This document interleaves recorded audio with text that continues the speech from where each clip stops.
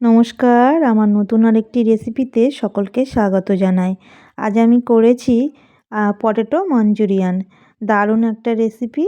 আর যারা চিকেন খেতে পছন্দ করে না তাদের জন্য এই রেসিপিটা দারুণ। তাহলে চলুন কিভাবে এই রেসিপিটা করেছি সেটাই দেখাই। প্রথমে তো কয়েকটা আলু ছাড়িয়ে নিয়েছি, এরপর একটা বাটিতে জল নিয়েছি আর ছোট গ্রেটার দিয়ে এই আলু সব কুড়ে নেব। ছোট গ্রেটার হলে আলুটা ভালো কোড়া যাবে আর তাছাড়া তাড়াতাড়ি সিদ্ধও হয়ে যাবে।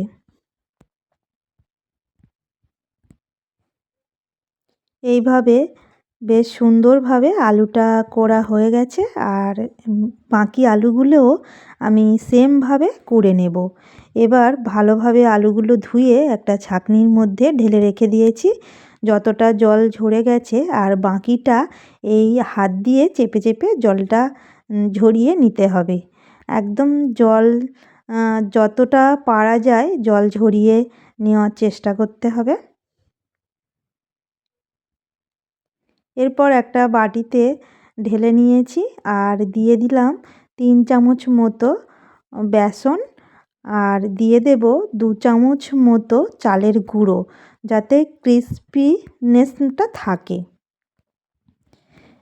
এবার দিয়ে দিলাম পরিমাণ মতো নুন আর অল্প একটু হলুদ আর দিয়ে দিলাম পেঁয়াজ কুচি আর লঙ্কা কুচি দিয়ে এখানে আর আমি জল দেব না, হাত দিয়ে ভালোভাবে এটা মাখতে থাকবো।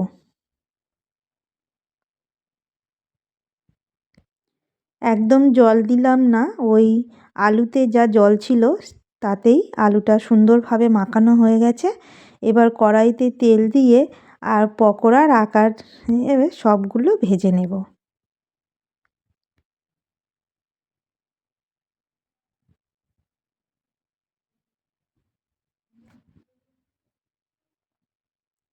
এমনিতে এই পকোড়াগুলো শুধু খাওয়া যাবে আর তাছাড়া যেমনভাবে আমি রেসিপিটা করেছি ওভাবেও করলে ফ্রায়েড রাইসের সাথেও খাওয়া যাবে।